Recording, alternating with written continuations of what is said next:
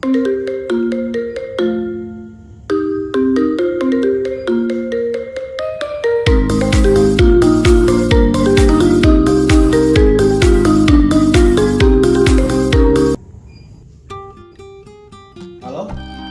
Ada apa Zal? Kamu menelponku pagi-pagi begini? Kamu tahu nggak ini hari liburku? Apa tidak bisa tidak mengganggu di hari liburku begini? Aku semalaman habis main game tau, lelah. Maaf kak, bukannya aku mau mengganggumu, tapi ada hal yang harus dipastikan kau datang ke sini. Nanti lokasinya aku kirim lewat chat. Loh, memangnya tidak ada orang yang masuk di kantor sehingga kau harus memanggilku di hari liburku begini? Bukan begitu, tapi semua orang tahu ini kan keahlianmu. Buat saja menyuruhmu kan? Tenang saja, nanti bakal dengan dia. Loh, wah dia memutuskan konku. Kenapa begitu ya? Ada apa yang terjadi?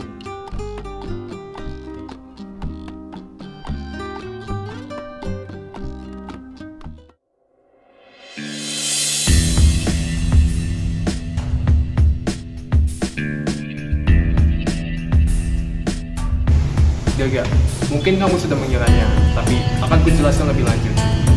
Sekitar tadi malam, ada pembunuhan di kosan ini.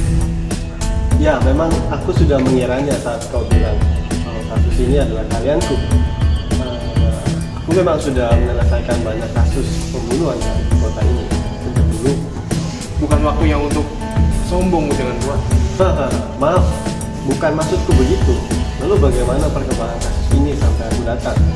Coba ceritakan dari awal sampai detik ini, apa saja yang sudah kalian dapat? Ya, memang itu maksudku. Pertama, jelaskan dulu dari kondisi kosan ini sebelum masuk ke kasus pembunuhannya. Kosan ini baru diresmikan bulan lalu, terdiri dari 10 kamar yang posisinya saling berhadapan satu sama lain, dikelilingi oleh tembok setinggi 3 meter dengan kawat berduri di atasnya. Hanya ada satu jalan untuk masuk, yaitu lewat gerbang depan. 10 kamar yang ada di sini baru terisi oleh 5 orang, di mana 4 kamar yang berbeda termasuk si korban. Kamar 1 dihuni oleh 2 sejoli yang berkuliah di kampus yang sama tak jauh dari sini. Kamar 2 dihuni oleh seorang pekerja pabrik suatu produk makanan di pabrik berlokasi sekitar 3 meter dari sini. Kamar 3 dihuni oleh si korban sendiri yang dimana merupakan seorang mahasiswa di kampus yang sama dengan penghuni kamar 1 tapi berbeda jurusan. Kamar 4 dihuni oleh seorang guru honorer yang mengajar di SMP Negeri 9. Lalu yang terakhir ada kamar 5 yang dihuni oleh teman sekelas korban. Kamar mereka semua berada di suatu barisan yang sama karena kamar di barisan sana lebih murah karena sedikit lebih sempit dan tidak ada fasilitas AC-nya. Pemilik kosnya sendiri tinggal di rumahnya yang berjarak 100 meter dari sini. Dia hanya datang ke sini di sore hari seusai pulang dari pekerjaannya yang merupakan seorang PNS di kantor pendidikan kota ini. Kurang lebih seperti itulah kondisi lingkungan di sini. Lalu bagaimana kondisi jasad korban? Siapa yang menemukan jasadnya? Bagaimana kondisi kamarnya? Apakah para tetangga sudah dimintai keterangan? Yang menemukan jasad korban merupakan teman dekatnya dari kecil yang diberi kunci jalanan oleh korban karena memang dia sering datang dan menginap dia di sini. Dia berkuliah di kampus yang berbeda yang letaknya cukup jauh, tapi tetap di dalam wilayah kota ini. Dia bilang dia dipercaya untuk megang kunci karena dia sudah seperti saudara korban. Bahkan korban juga memiliki kunci jalanan. Kos miliknya dia kemari untuk mengajaknya menonton film hari ini yang sudah dijadwalkan. Sebelumnya jam 7 dia sampai di kamar korban, tapi korban tidak nyaut ketika dipanggil. Ditelepon pun tidak diangkat, padahal suara HP-nya berdering terdengar jelas. Masa yang janggal, temannya masuk dengan kunci cadangan yang dia pegang dan menemukan korban tergeletak dengan kabel putih di lehernya. Kondisi sekarang dalam posisi terlentang dengan leher yang terikat oleh kabel terminal listrik. Perkiraan dia dibunuh sekitar pukul 1 malam. Aku meminta mereka untuk tidak memindahkan dulu jasad korban karena aku ingin kau melihatnya sendiri secara langsung. Kondisi kamarnya cukup rapi, hanya berantakan di bagian meja bukunya berserakan dan kursinya terjatuh. Jendelanya terkunci, pintu Pintunya pun terkunci dari dalam. Kuncinya pun masih tergantung di lubang. Dugaan saat ini, korban dibunuh saat belajar. Korban sempat berontak tapi tidak bisa melawan mayat karena dia diledak leher oleh kabel di belakang dan listrik ditarik ke arah belakang. Gitu ya? Kalau begitu aku akan pergi melihatnya sendiri sekarang. Setelah kulihat, serahkan jasadnya ke bagian forensik untuk diperiksa lebih lanjut. Dan jangan lupa hubungi keluarga korban. Tanpa tahu walaupun aku bermaksud untuk melakukannya. Hahaha. Iya. Habis ini temui aku di kantor. Aku ingin membahas lebih lanjut sebelum melaporkannya ke atasan. Nanti aku akan melakukannya.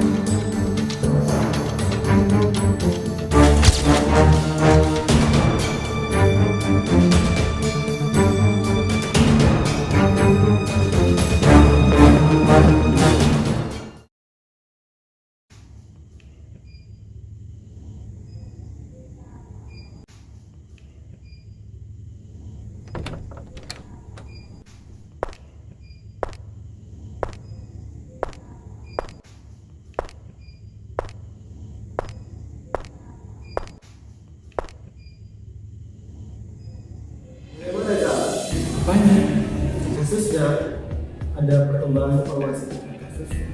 Lalu ada rekaman CCTV atau tidak? Dan bagaimana hasil interogasi dengan para korban? Astaga, kau ini baru saja aku datang sudah membahas topik utama. Ya sudahlah, ini flash disk berisi tentang interogasiku dengan rekaman terus. Oke, baik, karena aku periksa flash disk ini.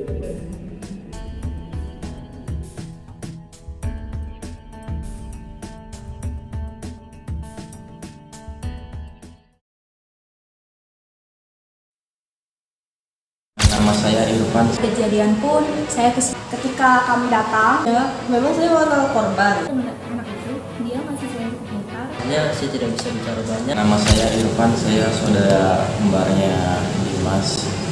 Ya, saya juga mahasiswa. Saya mahasiswa di kampus sebelah, cuma agak jauh dari sini. Ya, kosan kami terpisah, tapi saya punya kunci dia.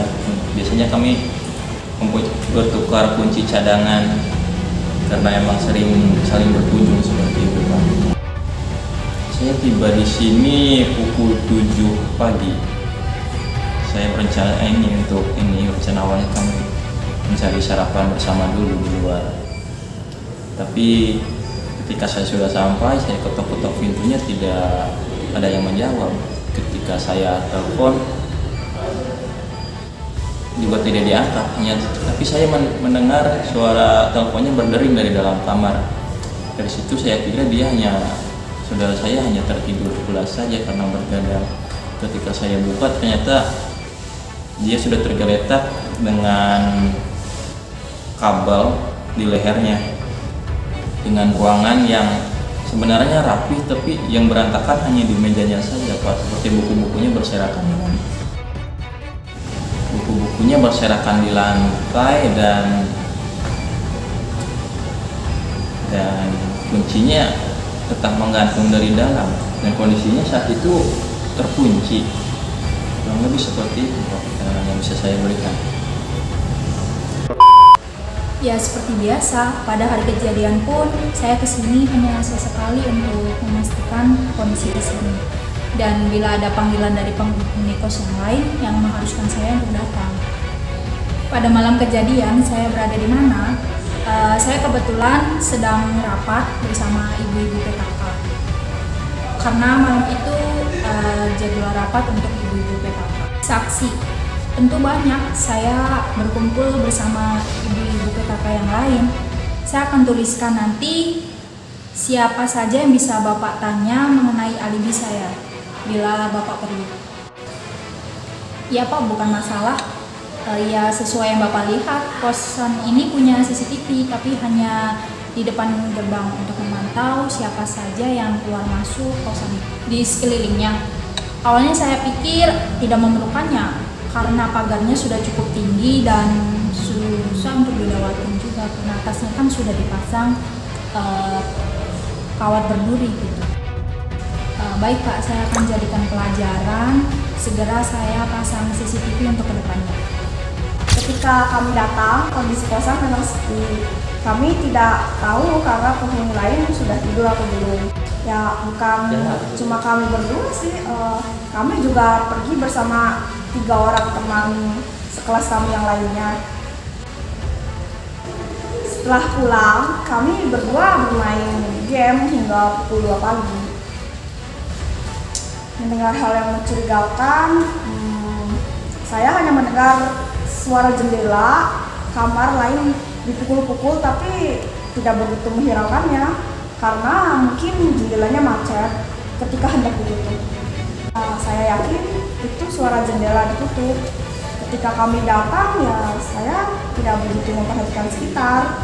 Mungkin ketika kami datang memang terbuka, makanya terdengar suara jendela tertutup. Atau ya saat itu saya dan teman saya tidak begitu memperhatikan jam karena ya sedang asik bermain game. Menghitung dari match yang sedang kami mainkan, mungkin ya sekitar pukul 12. Saya tidak begitu mengenal korban. Selain kami berbeda jurusan, kami hampir tidak pernah bertegur sapa, bahkan di lingkungan kos ini sama halnya dengan teman saya. Sudah cukup. Saya kira akan memakan waktu lebih lama. Baiklah, kalau begitu saya akan keluar.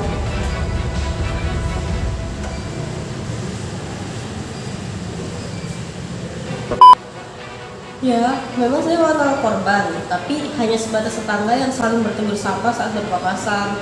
Karena juga kami membahas soal pertandingan basket NBA, ternyata dia suka basket juga loh. Kapan? Itu sudah cukup lama kayaknya. Mungkin sekitar 2 minggu yang lalu. Saat malam saya bekerja di pabrik dan saat siang dia kuliah.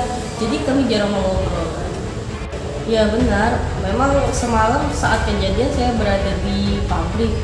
Saya diberi shift malam untuk minggu ini. Saya bekerja dari pukul 7 hingga pukul 5 pagi. Jelas banyak saksi. Absen harian saya juga ada tentunya. Saya bisa memberikan nomor handphone bos saya atau rekan kerja saya bila Bapak ingin memastikan. Begitu ya. Baik, untuk sekarang tidak perlu ya. Baiklah. Ya, karena saya cukup sering ngobrol dengan anak itu, dia mahasiswa yang cukup pintar, jadi saya rasa saya cukup mengenalnya. Mungkin karena dia seorang pelajar dan saya seorang guru, jadi kami cukup cocok saat ngobrol. Tidak, dia tidak pernah membahas tentang kehidupan sekolah maupun kisah cintanya kepada saya. Hanya sebatas obrolan ringan saja. Di malam kejadian, saya pulang dari kafe sekitar pukul 8 dan saya langsung tidur. Saya melakukan apa saat di kafe?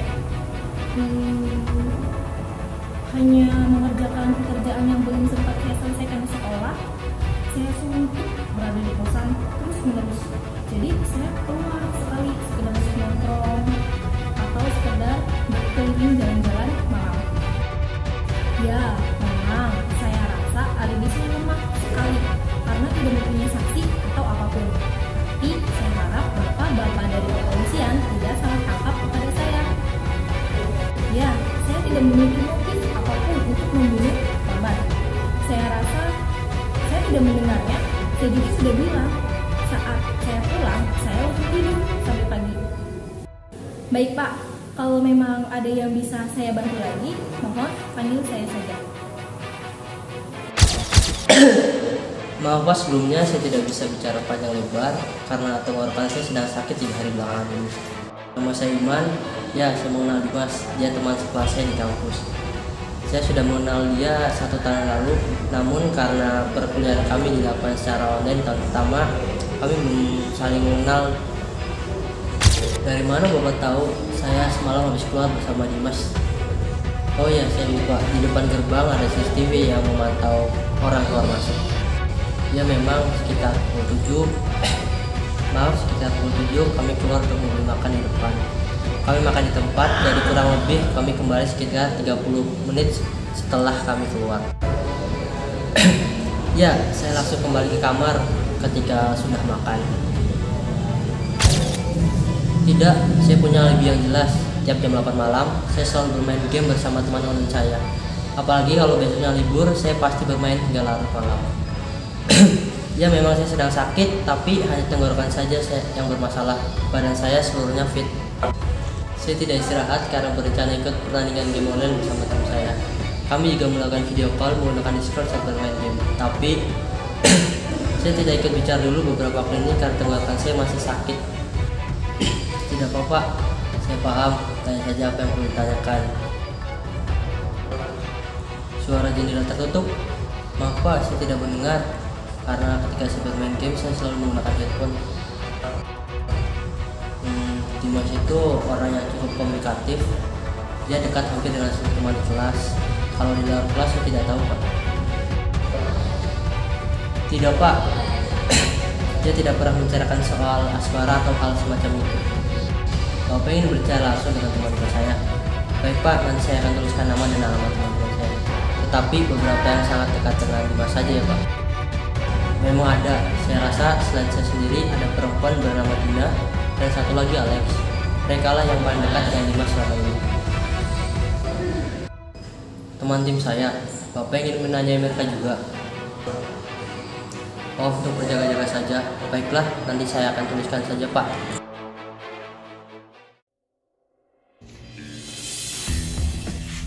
Ya memang segitu saja. Untuk informasi tambahan nanti aku akan bertanya pada kuliah. Biarkan aku saja Jal yang menemui mereka untuk bertanya. Lalu apakah rumah mereka jauh? Ya cukup jauh sih karena mereka dari tempat SMA ya, jadi di luar kota. Tidak apa-apa. Ada hal yang aku pikirkan. Jadi aku ingin menanyakan mereka secara langsung. Baiklah, nanti kita akan diskusi kembali. Oke, aku tunggu malam ini ya. Baik. Oke.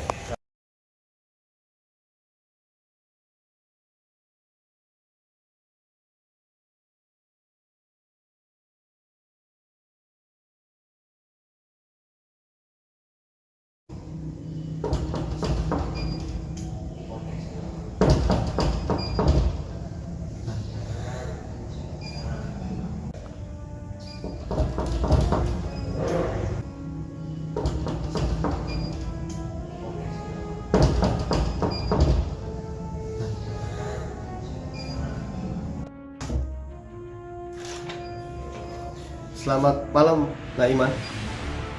Loh, kamu baru kehilangan temanmu, tapi masih bisa bermain game. Kamu santai sekali ya. Ya Pak, mau bagaimana lagi? Saya memegang orang penting dalam tim saya. Apalagi sebentar lagi tim kami akan mengikuti perlombaan. Oh, begitu ya? Wah, pasti berat ya. Bisa kita ngobrol sebentar di luar? Ya Pak, tidak masalah. Bagaimana kalau kita lakukan integrasinya di ruang tamu kosan tempat integrasi sebelumnya?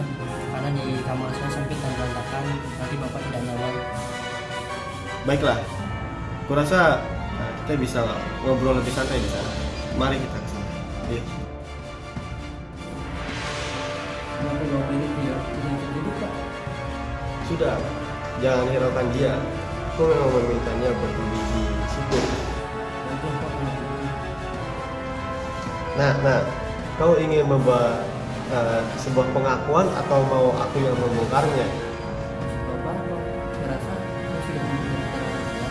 Sepertinya memang harus dari aku yang membongkarnya ya, Nak. Tapi bukankah pintunya terkunci dari dalam Pak? Baiklah, kau yang membunuh temanmu kan?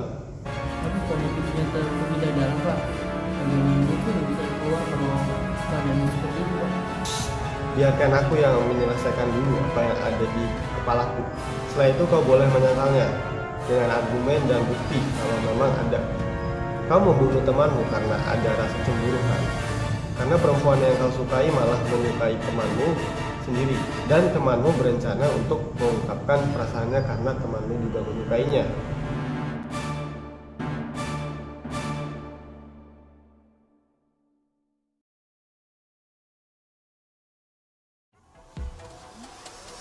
Ternyata benar ya Pak, dia